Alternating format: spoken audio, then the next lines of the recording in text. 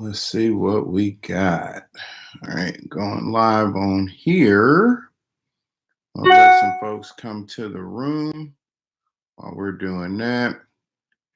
Go ahead and hit the record button, stretch it out a little bit. Let some folks come in. What's up, guys? If y'all are okay with it, I'm gonna hang on for a second, let some folks come into the room. And I want to look at something real quick.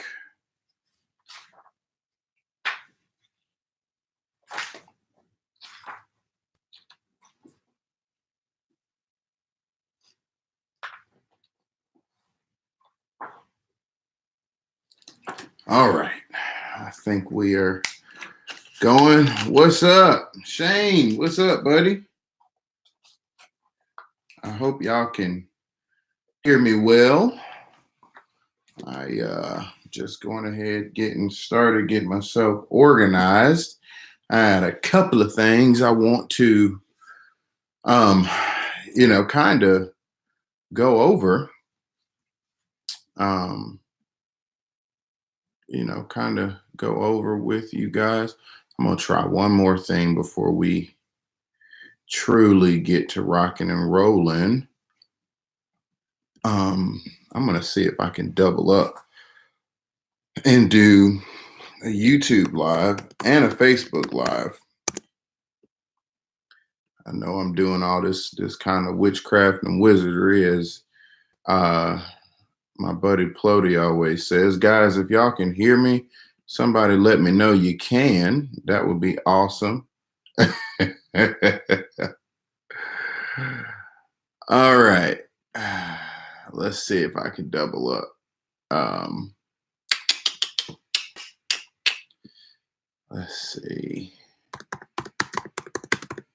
Give me 1 second, guys. I'm trying to do a lot. All right. Can we do a live video? Will this work? Oh, nah, it ain't gonna happen. All right. You have to do it on Chrome or something like that. The desktop of Chrome. Let's see if that will do it. Boom. I'm gonna get to it in 2 seconds, guys. Y'all just bear with me. I typically go through and do a little something. I hope it doesn't boot me off one. Never done this before, but accessing your camera. Okay, I think we are locked and loaded. All right, go live. All right, so we are on Instagram Live, we're on YouTube Studio Live, and we're on Facebook Live. I'm doing a lot.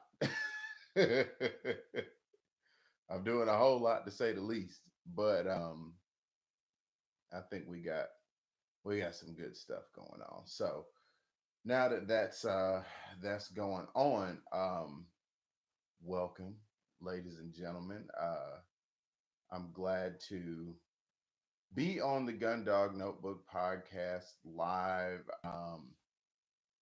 and I'm going to try to make sure I can kind of keep up with everything that's going on and stuff like that.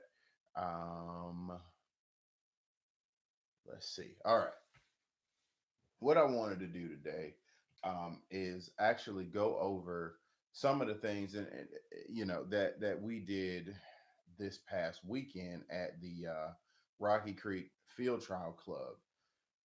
It was Vegas's, first. It was Vegas's first trial, and let's see.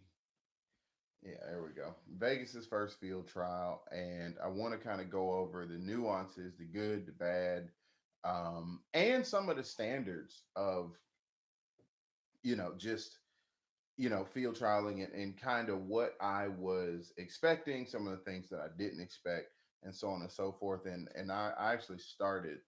We're going old school. I started the you can see it right there. Boom. But basically, it's a gun dog notebook, a first season of field trials and development of my dogs. I am going back to the original format of documenting, um, the development of my dogs, kind of how I did Ruger and how I did Vegas. Vegas came in much later into the whole composition notebook phase. But all I'm going to do is basically read out, some of my thoughts and notes and things like that as they came, as they happened. I kind of I got back home and summarized it, but I'm gonna Tyler Green, what's up, buddy? I'm going to go through and you know, from my brace, basically go through each find and talk about what was going on, and the interesting things. It was an interesting race, to say the least. But I want to go through and talk about some of those things that happened. So, with that being said, Um, I think we should go through the standards first. I think it's smart to go through the standards for trials and understand what it is that we should be looking for. All right. I'm going to go through the Derby standards using this book, Field Trials, History Management, Judging Standards, by William F. Brown. Now, my buddy Paul Cook highly recommended me to get this book a minute ago. And so I have been in and out studying that book up and down, per usual. Y'all know me, I'm always reading. But um, William F. Brown wrote for American Field way, way, way long ago, and basically did a breakdown of the trial standards and things like that. So I think it'd be smart to go through and just analyze that, but also I want to go through and analyze the standards, or not analyze, but state the standards for um, what it means to be a derby and what it means to be a shooting dog.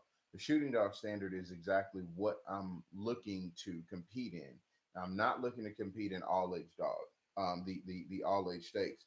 um Tommy Rice hat right here. I love this thing. I got two of them, man. Sorry, I'm sidetracked. But I think it would be important to go over the two stakes that I'm working at, one of which is the Derby, and later on we'll be working towards the shooting dog stakes. Um, Vegas is not an all age. I don't think he's got what it takes to be an all age dog. Um, and you know, I can go over that, at a later time. I don't really want to get too caught up in what it means to be an all age dog. That's just in short, it's a way big old, big old, big old ranging dog. Um, Way somebody explained it to me, and I wish I had a rubber band right here to go through it. But basically, here we go. This here, if I took this rubber band here and pulled it as far, far, far as I could, almost to the point of it breaking, that's what you want, as far as your all age standard distance and range in their race. Well, um, I just don't think Vegas is that type of dog. He's a great dog. Don't get me wrong. I enjoy him.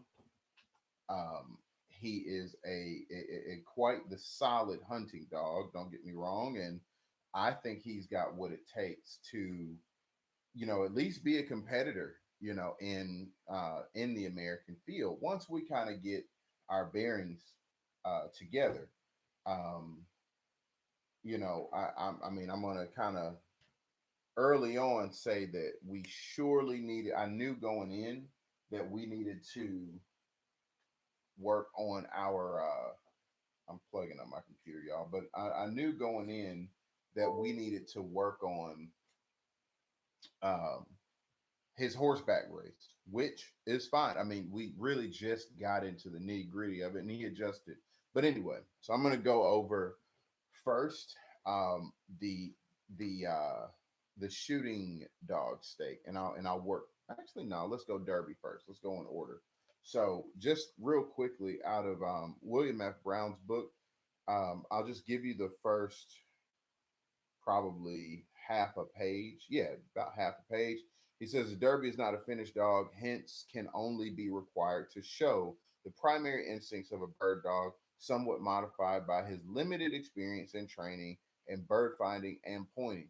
When starting on his heat, he must leave his handler at a pace that is fast and may be too fast to be continued to the end of the heat. His first cast may be made in any direction except contrary to that of the course and without special regard to cover it. It must be reasonable in distance and must not carry him beyond control by voice, whistle, or signal of his handler or out of judgment. He must thereafter hunt to his handler's course. He must hunt likely cover rapidly. He may disregard the wind and may use either foot or body scent. He may approach game and, when found to the correct distance, stop, point, and show accurately by direction of his point the position of the birds. He must hold his point until the handler arrives. Then he may break and chase, but must stop and return at command. Let's keep that in mind. Um, he must back his bracemate's point. He must proceed upon the course if no game is found. He must not turn back contrary to the direction of the course. He must not cut into his handler. He must not go over ground. He must not go over ground repeatedly. He must not approach game closely enough to flush it, nor point so far away as to delay his handler's flushing it. He must not point where there is no game or where it has not been recently present. He must not proceed without pointing when game is once scented. He must not retreat when the birds flush or when the gun is fired. He must not trail his bracemate. The Derby must, number one, show Derby class, i.e., some bird sense, speed, range, and stamina. Number two, hunt to the course. Number three, locate and point quickly and accurately. Four, be staunch. Five, back on sight. He must not, number one, get out of hand. Two, bolt. Three, cut in. Four, false point. Five, blink. Six, be bird shy. Seven, be gun shy. Eight, trail. He may, number one, disregard wind. Two, hunt for foot scent, but not persistently. Three, be unsteady. All right. With that being said, we had a lot of that, a lot of good going on in that in Vegas's race. A lot of those categories, not all, but a lot of them, we were able to kind of check mark and things like that. I will say before we get started, I will be the first to say that I am absolutely 100% proud of where Vegas was in this particular race. Um, so we ran against Ben Stringer of he works at Dogwood Plantation. He actually does some work with Jamie Daniels, and he was running Dogwood Jake, another Derby. And I think they were, in my opinion, okay, everything that I state here is always my opinion. And I don't want it to be so concrete to where there's no wiggle room. But anyway, I think they were very evenly matched. Dogwood Jake and Honeymoon in Vegas, or Vegas for short. So I'm gonna go over the shooting dog stuff towards the end of this podcast to let you know what we're working on. But basically, um, where where I was where I was at after after the Derby standards, I was going through and I was kind of assessing it and trying to really make sure that we held up to it. So, straight out of my gun dog notebook, we had four total fines, zero backing opportunities. He just didn't. Now he scared me on one. That joker at the end of the race, he was high. He was hightailing it, and he finally got a hold of his race. And Ben was pulling his dog out of the woods, and I thought Vegas was gonna overrun the back, but Ben had picked him up before Vegas had gotten to them in order to back. So he had four total fines, no backing opportunities. Now we, meaning myself, um, Lane and Darcy Hodges scouted for me. And a huge shout out to them because I didn't have a scout initially. And who, when I tell you the importance of having a scout, it is not this is not a one man job. Seriously, it's on horseback and all of that. You definitely need a scout. So, huge thanks to them. But there was one point that Mr. Tanner told me. He was another guy that rode with us, and he was helping the dog wagon, helping unload and load dogs. Mr. Tanner told me that we all missed Vegas on a fifth fine, which was interesting. We had lost Vegas for a little bit. Before I get into all of the fines, apparently we had lost Vegas for a quick second. And by lost, I mean like not gotten off course, but we had basically rode around him. He ended up going into some cover around a tree, and he was on point. That's what Tanner and I can't remember the other guy's name was telling me. Vegas was on point. I don't know what happened. I don't know why he would have left point. I'm not sure. Maybe the bird flushed. Who knows? I wasn't there for it. And he didn't give me any details. But going fine by fine. Okay. So we end up loading up. Daniel Howell uh, released my dog and Jake, let him go. And I will have to go through the judges, but my judge was Jim Tandy. So Vegas goes off, and initially I was a little concerned that he wouldn't he wasn't going to take the front lead, because it was interesting. Right before the race started, Vegas goes and he locks up like 20 feet away from us. It might not have been that far.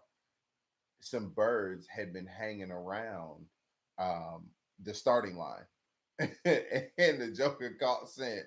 And I think Jake might have locked up too, but I was kind of watching Vegas do what he was doing. And so nobody got credit for it. It was way too soon. I mean, we had just let the dogs go, and the birds had flushed off anyway. So we had sent them back on.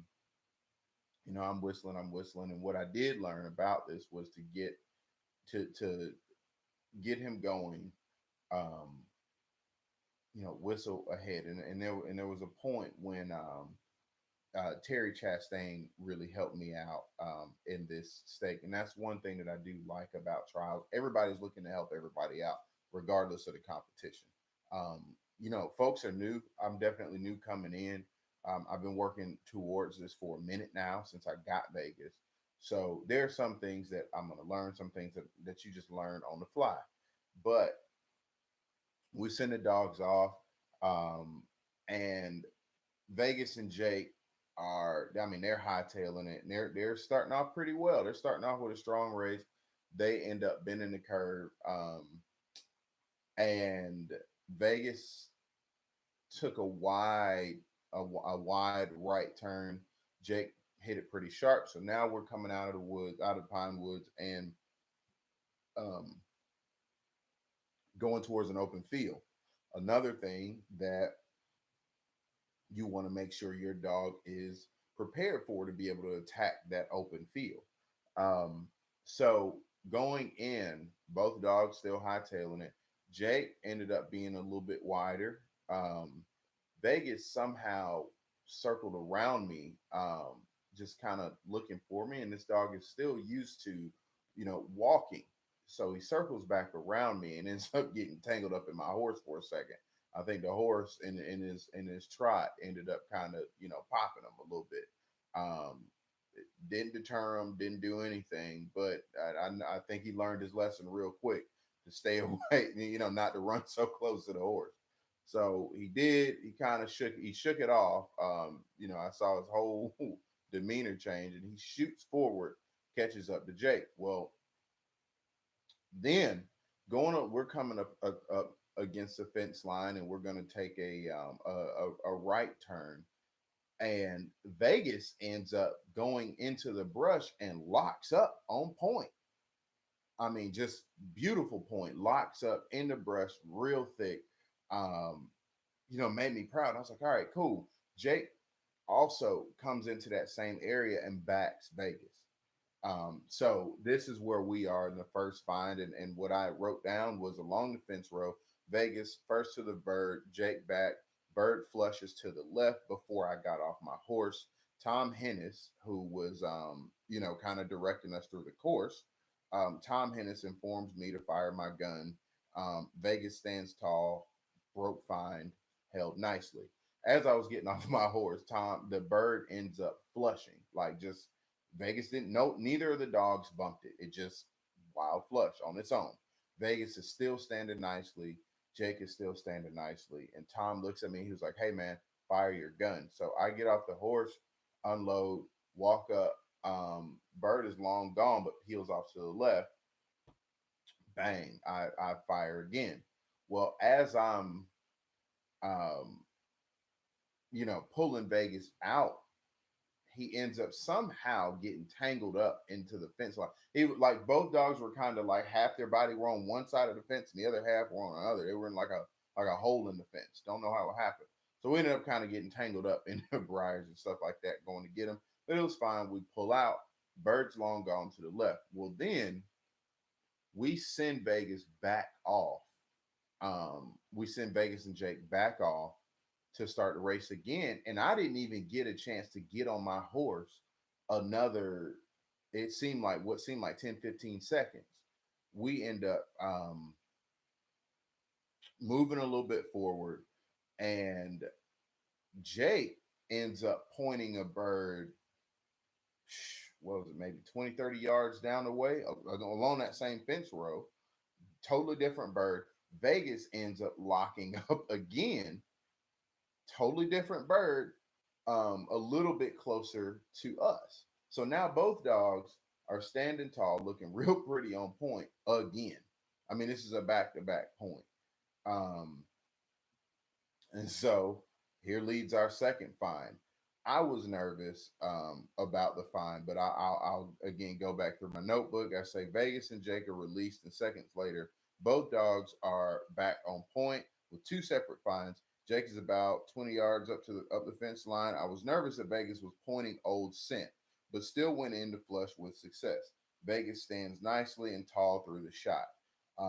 I know I end up hearing a gunshot from Jake, and Ben, they're picking up, and I'm just sitting there wondering, like, man, uh, crap. I hope this ain't nothing old, because I mean, it was almost, you know, too too real to be sitting there, and there was a back to back point. So I'm thinking, man, this dog done sat here and pointed something where the birds, would have been.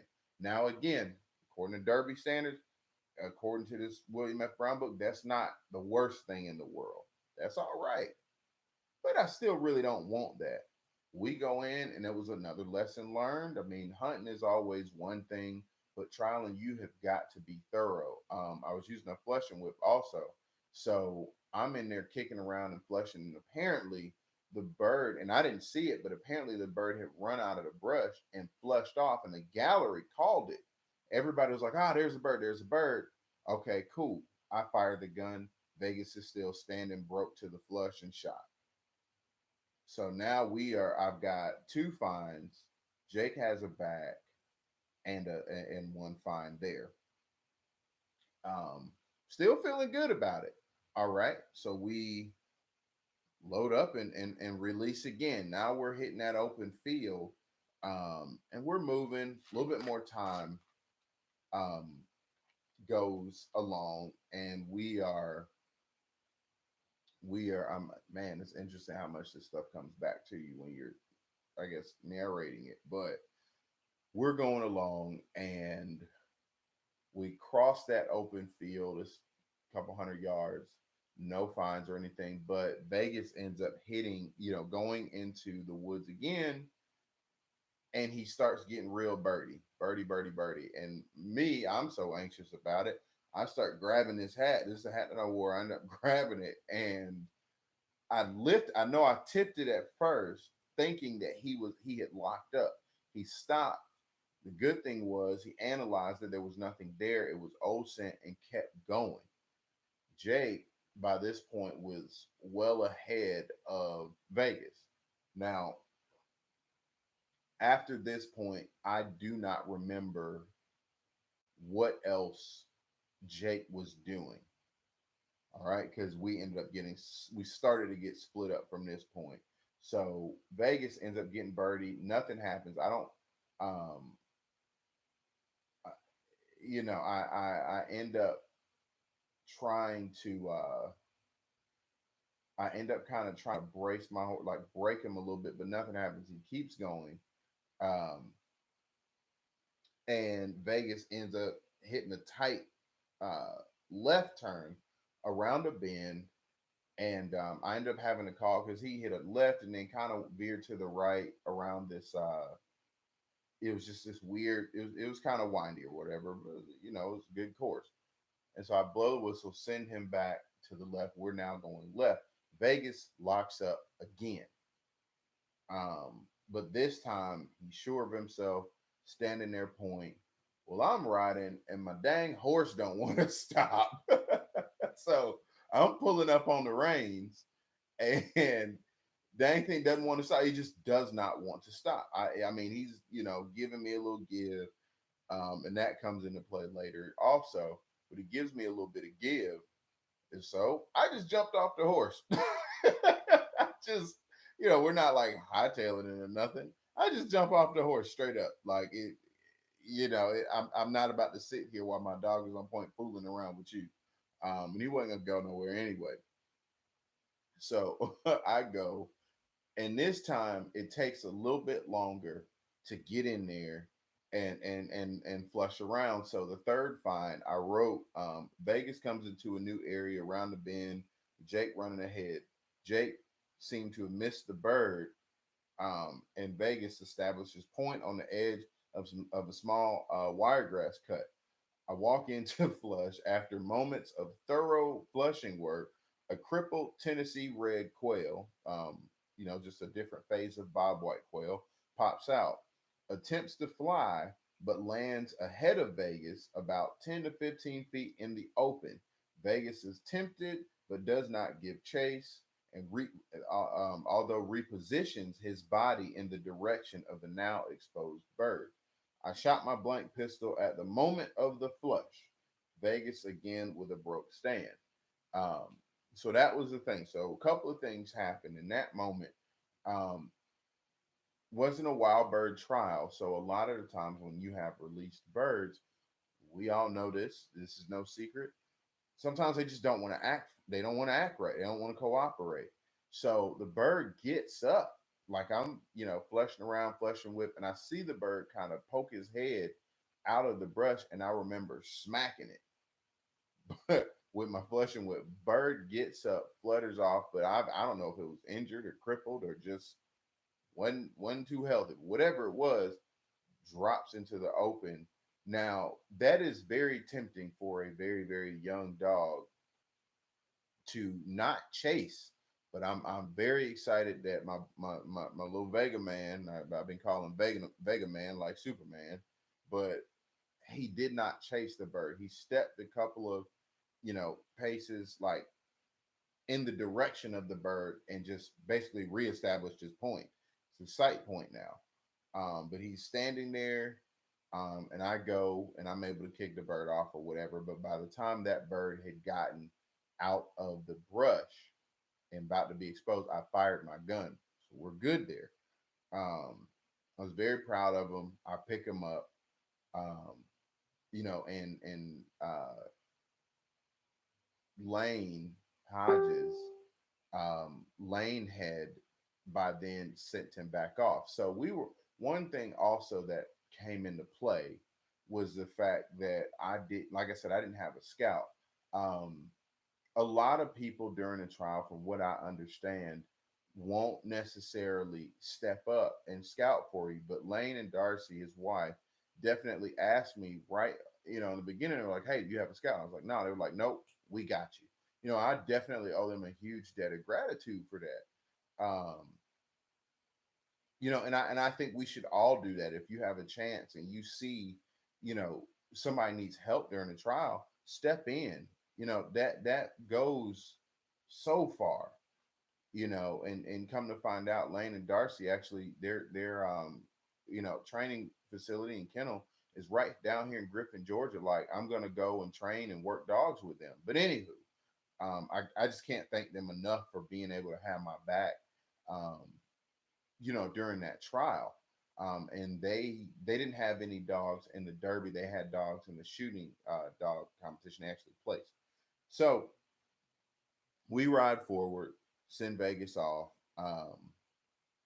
and I we come out of that area, and I'm trying to be as descriptive as I can, but I'm terrible with trying to describe woodlots and things. But basically, we round another bend, come around, this dirt bend or whatever. We come around the area, and I see Ben walking Jake out of this little woodlot, this little pine stand.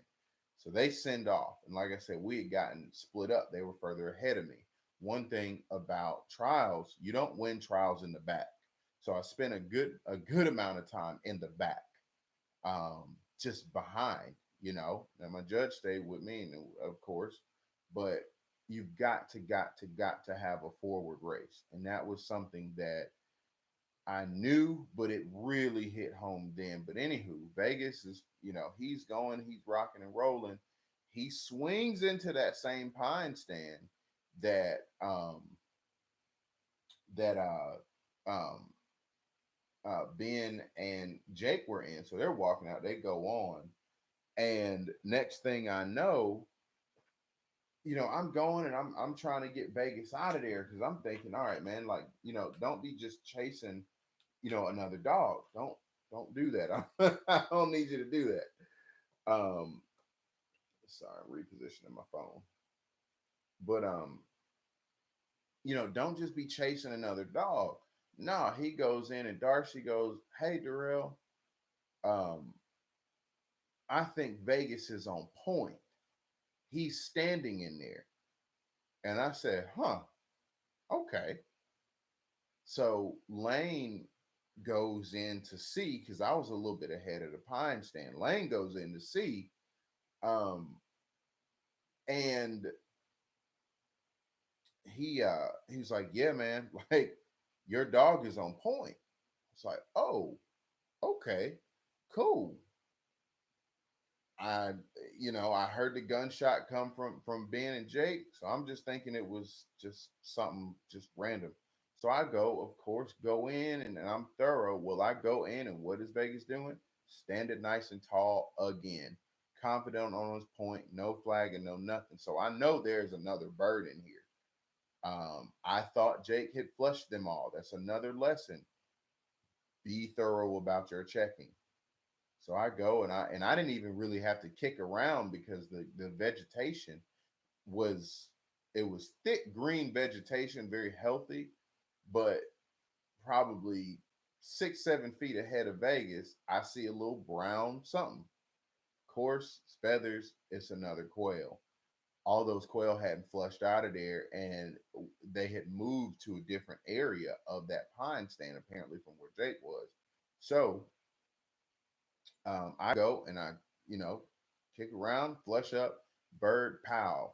Vegas, of course, has a nice broke find. And that was a summary of the fourth find that I had.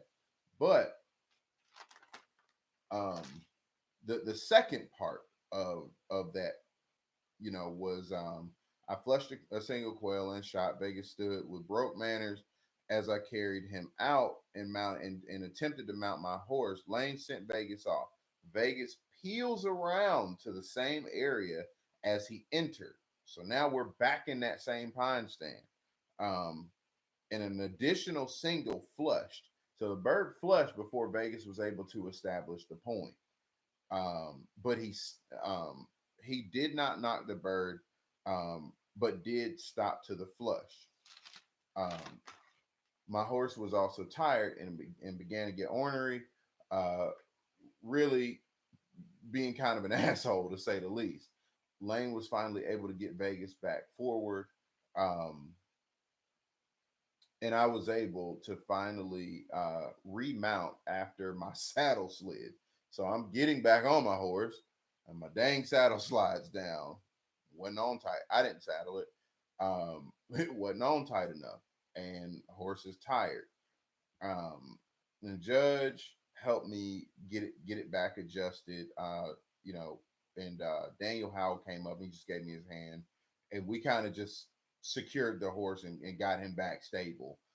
Vegas finished the 30-minute brace going forward. So once we got him moving forward, once we got him rocking and rolling, um, Vegas gave me the forward race that he should have had the whole time. Vegas, the problem was uh, Vegas was not, neither of the dogs really, Jake nor Vegas, were far enough ahead to, give indication of a potential, shooting dog champion. And that's, I'm assuming what these judges are looking for.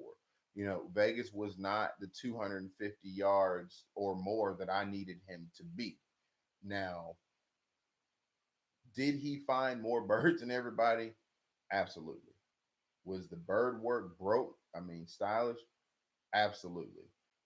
I'm I feel very good about saying that he found more birds than everybody else. But when I look at being braced with folks like Fred Rail, who also had a dog in who definitely placed, you know, Jim Tandy, when I look at, think about how Terry Chastain talked about how his dog ran, because I wasn't able to see Terry's dog. But just looking at those dogs and the way that they were moving forward, they only had one or two fines in their braces, but they gave that shooting dog performance when it comes to their race. Um, so that's one thing that I can feel good about. I mean, we definitely didn't go out there and just get blown out the water. I mean, we did find birds. We didn't knock no birds, and that's something that Vegas, knows, and he's been kept to that standard and will remain at that standard. Um, that backing thing, though, man, like we don't ever get enough chances to back for some odd reason. So your dog. I'm glad that we didn't have to test that in this trial, because that's something that I want to make sure that we are surefire clear on. I know he will back naturally, but he ain't done it enough times for me to feel comfortable about it. But anyway, with that last part of the 30 minutes before the judges told us to pick up our dogs and call time, Vegas was hightailing it. I mean, stretched out like I needed them to, finally. Um, and really got in, and I'm seeing Jake. I'm seeing being with Jake in his hands, or with Jake walking out of the thing, and I'm like, please tell me this man has flushed his bird and shot, because I didn't hear it, I didn't see it. And Lord, thank God that that man walked up and picked that dog up by the collar, and time was called before Vegas was able to get to him to have to back. That's kind of one of those things. Now, one thing that I do appreciate Terry Chastain telling me, just before the race had started, he told me, he was like, "Hey man, if you want to get your dog out there, you need to hit that whistle, like hit it, hit it, hit it, hit it, hit it. Sing to him, build his confidence up doing that, and hit that whistle." I mean, and what that did was push him out. And I did notice Vegas was very receptive to it, and it pushed him out way, way, way further, as the race was going on. Now, having a horse, God, that's important, man. Like you can't, you can't have a tired horse during a trial. And I mean, I feel like that's common sense, but it's different when you're in it and the horse don't want to run. And that was one of the things, man. That joker there did not want to get going when I needed him to. So that further set me behind, um, as far as the race.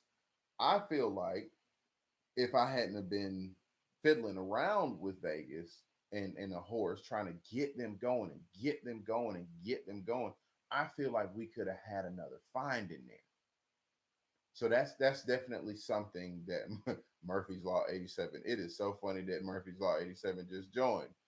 Murphy's Law, if it can happen, it will happen. And that's exactly what was going on with this trial. That's so funny. But it overall, I can say that was a personal win for Vegas and I think we have nothing but good things to look forward to going down the road. So with the forward race, when I was talking to Judge, he I asked him, I was like, what do you think? And that's something that I think is good to do. He was like, man, well, y'all found plenty birds. I'll tell you that now. He was like, but he needs to stay forward. So I want to go through some solutions that I got, in addition to just the shooting dog traits that we need to be looking for, and I will go through that first. Now, this standard is coming from um, the AFTCA Standards to Field Trial Procedure. So zoom in a little bit. What is and the question is in this book, what is the expected performance of a dog in a shooting dog stake, which is ultimately what we're looking for. A shooting dog stake is held for the purpose of promoting the ideal shooting dog, one that will find and handle correctly all game birds on the designated course. The superior shooting dog is one that excites constant admiration for the quality of their performance and does nothing to displease or annoy. Without giving their handler any unnecessary effort, they will, in an artistic and polished manner, give them the most quality bird finds that are to be had on the ground covered. The exemplary shooting dog displays an intense desire to find birds for their handler, a nose keen to detect the presence of game, and the ability to locate it quickly and accurately by body scent. They show staunchness, intensity, positiveness, and a lofty style on point and steadiness to wing and shot. In hunting, a shooting dog of the first order evidences bird sense and understanding of the habits of game and displays the wisdom to use the wind to advantage. They adopt pace and range that is most effective on the ground, being worked under the conditions which they exist. And I'm gonna wrap it all up pretty soon, guys. They possess speed, properly applied, um, are industrious and thorough in their search, handle the immediate terrain, and do not run past objectives. They have adequate range, which is intelligently directed. They move easily, pleasingly, gracefully animated, and happy while running. Manifest a lofty head and tail on point. They work independent of continuous direction from the handler and exhibit perfect manners at all times. This includes when the opportunity is afforded, backing embracement, rigid on point. There's a note about intelligence and patterning, um, you know, being practicable. The dog may be worked on single birds as they should do their work cheerfully. Um, and let me make sure I get all the good old detail. The standard seeks to glorify the ideal hunting dog, which works indefatigably in the interest of the gun, a dog with character and courage, which displays all essential qualifications plus refinement of expert training. All right. Quoted from Park C. Brinkley in the standard for the National Open Shooting Dog Championship. So that is what we have to work towards. Now, there are a few other details in that standard, but that ultimately is what we have to work towards. I feel like we got a lot of good things going for us, looking ahead. Now, I called Mr. Neil Carter shortly after, or about a day after the trial. You know, because after stuff like that, you sit there and you think about all these kinds of things. Um, and I was just trying to I guess, reassess what was going on, you know, with the race. How could I get Vegas, you know, to start moving forward? Number one, yes, we need a good deal more horseback work, and that will be done off of, you know, ATV and four wheeler, and you know, off horseback. I've got a few good folks, Lane and Darcy being one of them, that are going to let me come down and do some more horseback work and go back down with to Daniel Howell's farm and do some more. But then also, before we do that, I've got the Lion Country Supply um, padded leather harness on the way. So it's about that time. Now, initially, I did not want to work on roading my dog and stuff till he was at least a year old, just because I wanted his muscle development to come in. You know, it's kind of like, you know, working a kid too young in the weight room. Like, I still want to do that, but now I feel like we're good. He's got his development going and things like that. So what I'm going to do, and this is a Neil Carter suggestion, is take a thick belt, strap it around your waist, take that check cord, strap, you know, tie that to the belt, you know, fasten it however you need to, and then strap that to the dog's harness. Let the dog pull you. So we'll do a few laps in our training field of Vegas just pulling me. Now, when that becomes easy for him, and I'm gonna put a little resistance on him, but when it fully becomes, you know, very, very easy for him, um, you know, and I start seeing him itching to, you know, get ahead, get ahead, get ahead. Then I'm gonna put him on the four wheeler, and we'll rig him up like that. Now we talking. So then, what Neil likes to do is get that dog pulling, pulling, pulling, pulling till their strength is, you know, really full set. And then what Neil do will do is start hitting the brakes on it and letting the dog really start to pull that four wheeler, like really build up that strength. And what it'll do, what it should do, is just, you know, innately um make that dog charge forward. You know, I'm not interested in healing my dog right now. He will heal, he will, but it's just the idea of resistance. Like, you pull against that dog enough, it's gonna make him want to go forward, you know, and then work on, you know, him, you know, bumping him with the whistle, bump him with the whistle, to associate those commands with, you know, with that. And if anybody has any thoughts about that, I would love to hear. Of course, this is always a conversation. Um, and then from there, we'll put him back in front of a horse and get him going. But according to Neil, that should, you know, that should get him to go. Birds and Dogs 17. Is this to get Vegas to flush? No, I do not want Vegas to flush at all. Vegas knows better not to flush. So basically, we went through, um, and of course this will be uploaded, but Homer, we went through the entire race from Vegas's first Derby trial, and the issue was getting Vegas to stay ahead, stay forward, stay forward. He found plenty birds, but I definitely want him to just, I mean, to be a nutcase about staying forward. So if I get him, you know, harnessed, if you pull against the dog, it'll make him, you know, go the opposite way. I mean, we all know how it is when you're trying to get a dog under control. You put a collar on him and he shoots forward. Well, I'm just gonna play into that, you know, and build up his strength by pulling me first and dragging, you know, and until it gets to a point where it's very clear that it's very easy. And then we'll harness them and things like that. So yeah, we got ourselves a plan. Field trialing is fun, man. I mean, it's something that I feel like is the next step for me. You know, I definitely want to level up when it comes to my own performance and things like that.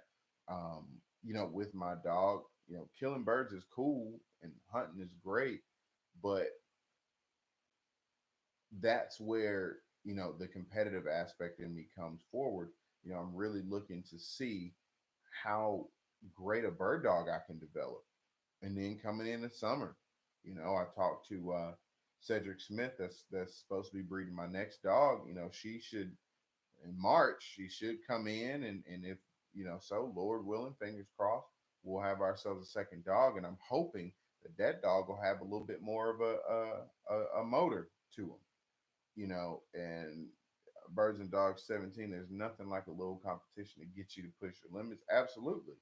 Um, I that's what it's about for me. And understanding how much further I can go with this young dog. I mean, he's got the excitement, and that's what you want. He's got the excitement. And also, one conversation that I heard so much, from trialers is, and I spoke to Fred Rail. I'm going to have him on the podcast. Um, he was excited to have me on and speak with me, and or have me at the trial, not have me on, but have me at the trial. Um, you know, Hearing his story,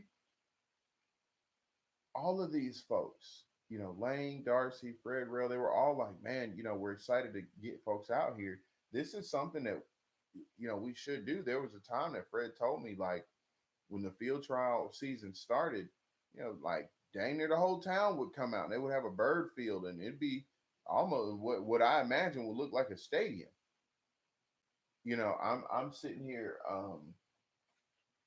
my favorite book right here now to read, and I'm getting through it, is this book here, Jack Harper, um, Bird Dogs and Field Trials. And this is actually a first edition book. It's very interesting because it's got his handwriting and stuff like that all in it. But when you read about these guys' stories, man, like it motivates you. I haven't competed in anything since I was in college. Yes, my wife just got on and competed and not competed with me and bought it for me. That's an early birthday gift. My birthday's in a few weeks. Omar, what's up? Omar is on, guys. If y'all have not heard the episode with Omar, y'all definitely should. Omar Mera, who talks about Spanish pointers. But anywho, um, Omar is another field trialer that, and I'm sure can attest to the feeling of competition.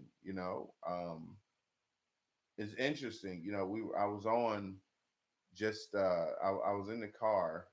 Was it Ashley, like yesterday or the day before? And you spend a lot of time, gone away from home and things like that. I got a 5-month-old daughter, and my wife can't necessarily come, all the time because there's just a lot of logistical work going on. But she said something very interesting to me. She's like, "Look, I need you to make this thing work with these dogs." It's the second time that she done said that to me. The first time was when I got Ruger, and she was like, "Look, if you're gonna have all these dogs, I need you to do something with it." And we've thus got the Gun Dog Notebook podcast, and it's been great.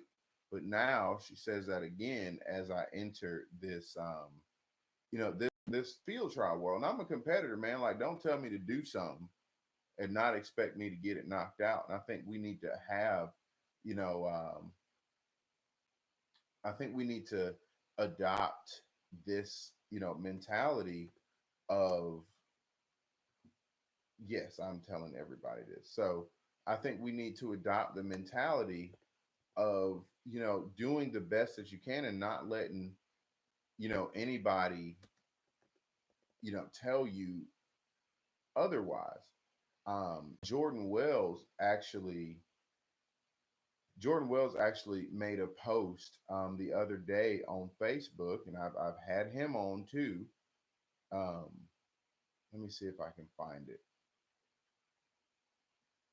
Let's see, Jay Wells Kennel.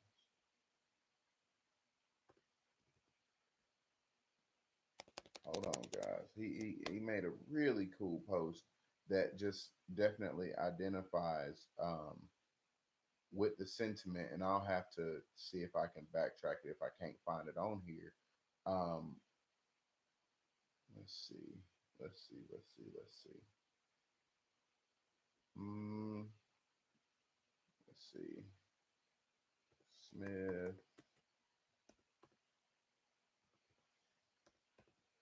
Let's see.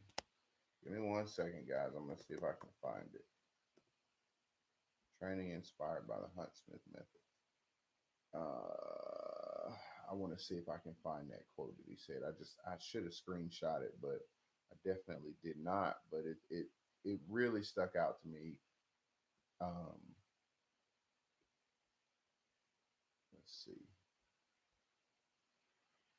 I can't find it. But anyway, basically, to summarize what he was saying, Jordan ended up going to um, Jordan Wells. If y'all don't know him, he's Jay Wells Kennels. Really, really solid trainer up north, New York. But he uses the Hunt Smith method, and he was talking about um, just going up to get mentored by a trainer. And I can't remember if it was in Iowa or what, but he was going up to get mentored by a trainer. And he asked the trainer, like, yo, why are you showing me all of this?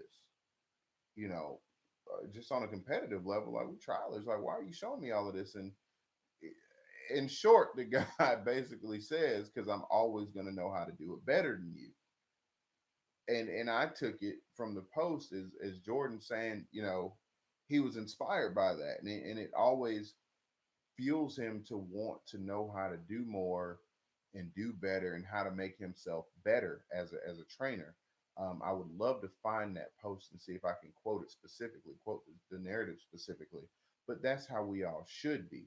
You should want to take your dog as far as he possibly can. Like, I guess now, working towards this level, I enjoy being a little bit more of a snob about, um, high quality bird work, staying tight to the shot, whether that's hunting or whether that's trialing. Like, even hunting, Vegas knows, don't move, period.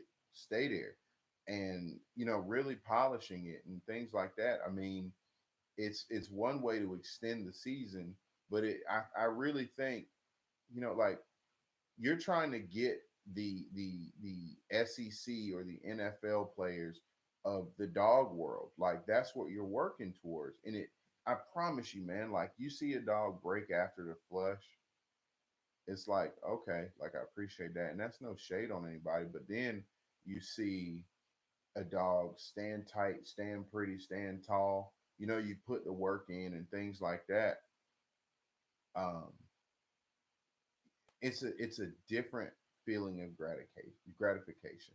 So, with all of that, I just want to say that I'm just super excited about where we are with this trial. No, we did not place, and it's not about placements. Um, not yet, at least. It's always about placement with field trialing. But what I'm saying is, there's so much more work to be done, and so many great things to be accomplished. Um, I think that the dog himself was proud of his performance. I was proud of him, and we can go forward knowing that, you know we didn't get beat out. We finished the race. All of those things that, Tommy Rice and I were talking about beforehand. So, with that being said, guys, I will have this uploaded to, your normal podcast streaming services platform. But I really appreciate y'all getting on for another episode of the Gun Dog Notebook Live. Stay inspired, get a wife that challenges you, to do that. So that way, every time you level up, you can buy another dog. But anywho, she gonna hate me for saying that. Thank you guys for tuning in to my Gun Dog Notebook live episode, and I will get this edited and updated for sure. I will definitely be uploading another episode soon. Look forward to Chris Mathen getting on, Fred Rail coming on, some more folks from Sedgefields Plantation coming on, and a lot of other good folks too. So, with that being said, guys, thank y'all, and I will catch y'all in the very, very near future with another episode this week.